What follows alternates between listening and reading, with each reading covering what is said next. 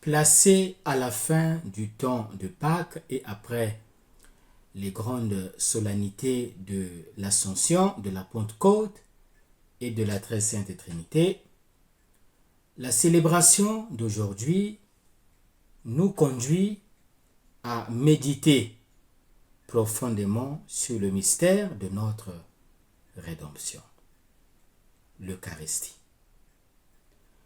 Le sens général de la solennité d'aujourd'hui est contenu dans les paroles de l'antienne du Magnificat des Vêpres de ce dimanche. Banquet très saint où le Christ est reçu en nourriture, le mémorial de sa passion est célébré. Notre âme est remplie de sa grâce et la gloire à venir nous est déjà donnée. Alléluia. Que nous dit le menu biblique de cette solennité? La liturgie offre un message unifié, celui de l'alliance de Dieu avec l'homme. Les trois lectures mettent en évidence un aspect particulier de ce message. La première lecture est l'un des textes classiques de la théologie de l'Alliance. L'extrait que nous lisons appartient à la tradition éloïste en raison de la figure dominante de Moïse et se compose de deux éléments fondamentaux: la stipulation de l'alliance et le rite de l'alliance. L'alliance consiste en l'acceptation vécue par le peuple des paroles de Yahvé. Dieu conclut l'alliance avec son peuple. Le point culminant de l'alliance conclue entre Dieu et le peuple est l'aspersion de l'autel et du peuple avec le sang des victimes. Moïse, ayant pris le sang, le répandit sur le peuple et dit: ceci est le sang de l'alliance que Yahvé a conclue avec vous, moyennant toutes ces clauses. Les deux parties, c'est-à-dire Yahvé et le peuple, par l'intermédiaire de Moïse, sont symboliquement unis par l'aspersion du sang de la même victime. L'élément divin du sang unit les deux parties dans un lien sacré et crée la communion la plus étroite. L'alliance de Yahvé avec Israël deviendra le rite typique de toutes les autres célébrations d'alliance dans l'Ancien Testament. Mais le Nouveau Testament s'en inspirera également pour comprendre le sacrifice de Jésus-Christ. La deuxième lecture est tirée de la section centrale de la lettre aux Hébreux, qui parle de la spécificité du sacerdoce de la nouvelle alliance. Le sacrifice du Christ est immensément supérieur. Il est unique. Le Christ est le médiateur d'une nouvelle alliance. L'œuvre rédemptrice accomplie par Jésus est une œuvre nouvelle, définitive, authentique et vraie. L'évangile est le récit de l'institution de l'Eucharistie, c'est-à-dire la célébration de la nouvelle alliance, la célébration de la nouvelle Pâque.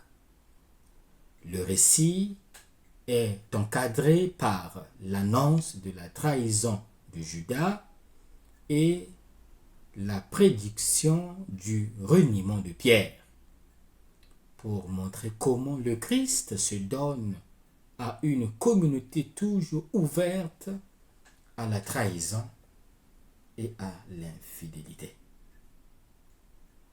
Notre texte se divise naturellement en deux unités textuelles: la préparation du repas pascal et la célébration elle-même. Au cours du repas, Jésus institue l'Eucharistie. De cette dernière, deux gestes particuliers peuvent être retenus: la bénédiction initiale du pain et la bénédiction finale du vin sont la mention de l'agneau. Les deux gestes sont orientés à Jésus lui-même, non plus à un passé lointain. Jésus se donne sous le signe du pain entre les mains des siens. Il accomplit lui-même le geste de rompre, qui ne doit pas seulement être compris comme une action nécessaire au partage, parce que les disciples auraient pu bien se passer le pain entre eux et en prendre chacun un morceau. Mais ce geste est l'expression d'une logique. Ce geste est l'expression du don de soi.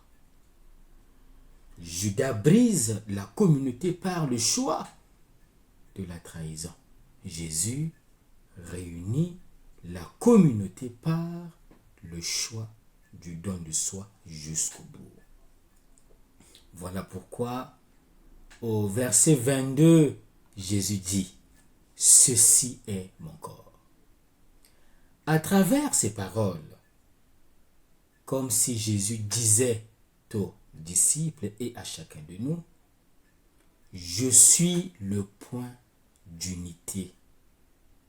Je suis le point de partage entre vous et moi. Je suis la logique de la vie. Je suis la référence. Au verset 25, Jésus ajoute: ceci est mon sang. Le sang de l'alliance versé pour la multitude.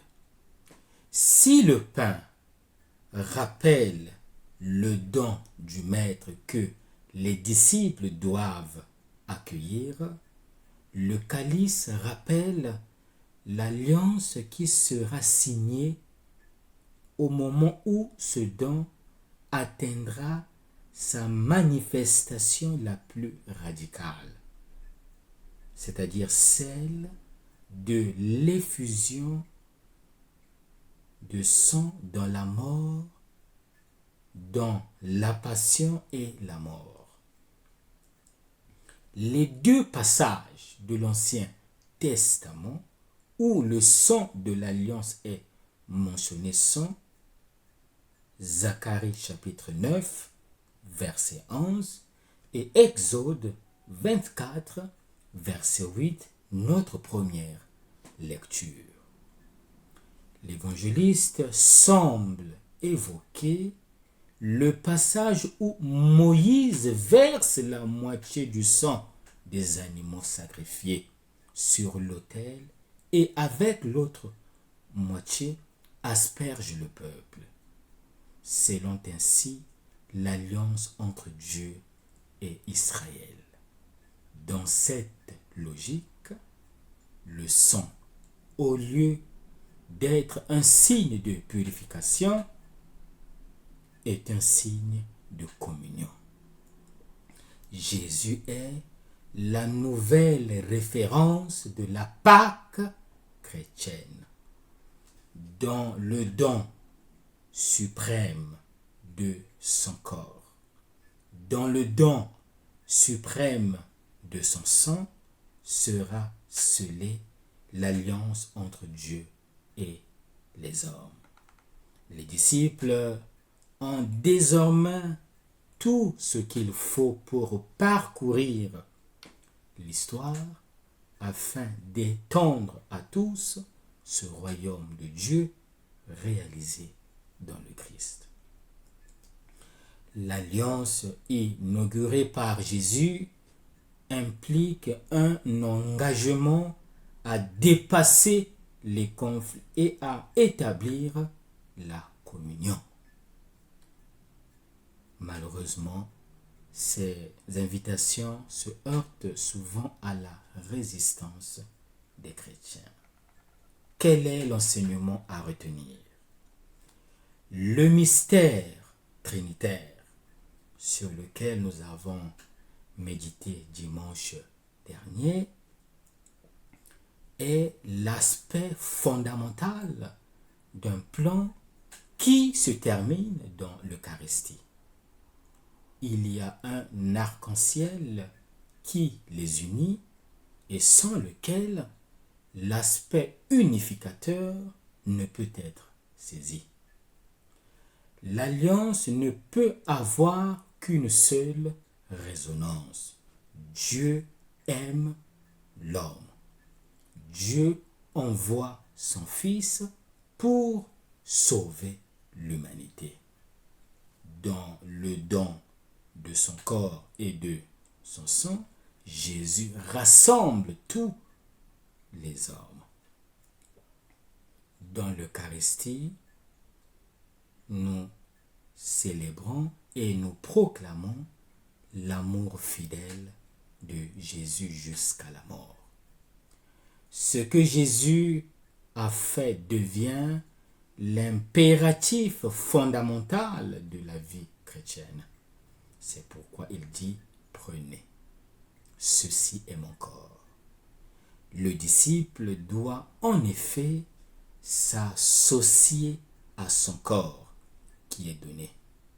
Maintenant, son corps est offert.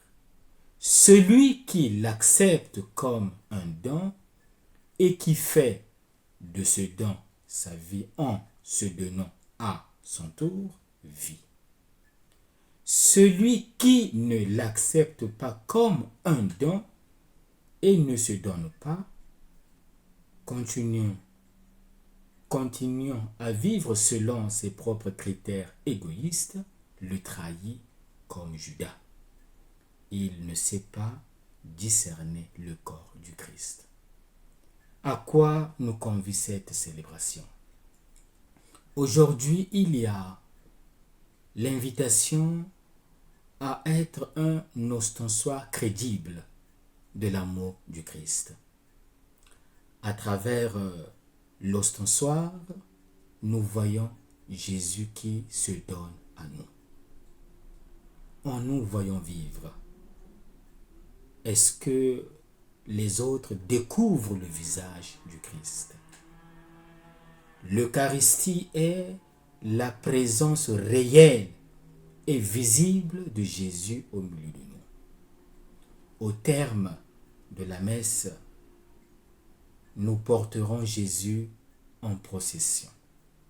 Il marchera au milieu de son peuple, avec des yeux vigilants, à la recherche de Zachée, de Marie-Madeleine, des lépreux, des malades, de ceux qui ont besoin de son amour. En portant l'Eucharistie dans les rues, nous voulons plonger le pain descendu du ciel dans le quotidien de nos vies. Nous voulons que Jésus marchent là où nous marchons, qu'ils vivent là où nous vivons. Notre monde, nos existences doivent devenir son temple. Que nous reste-t-il à faire? Il ne nous reste plus qu'à conjuguer aujourd'hui deux verbes, porter et plonger. Portons Jésus dans nos milieux de vie et plongeons-le surtout dans les différents secteurs de la société qui génèrent le mal. Car le mal est avant tout un esprit. Il y a l'esprit de domination. Il y a l'esprit de possession. L'esprit du mal s'exprime et s'incarne dans les différents secteurs de la société. L'Église qui fait l'Eucharistie doit répandre l'amour de Dieu. L'Église doit devenir davantage un signe, un instrument d'union avec Dieu et de salut pour toute l'humanité. Enfin, l'Église doit promouvoir des chemins d'inclusion qui respectent la dignité de la personne humaine. Tel est notre engagement. Bonne fête à tous.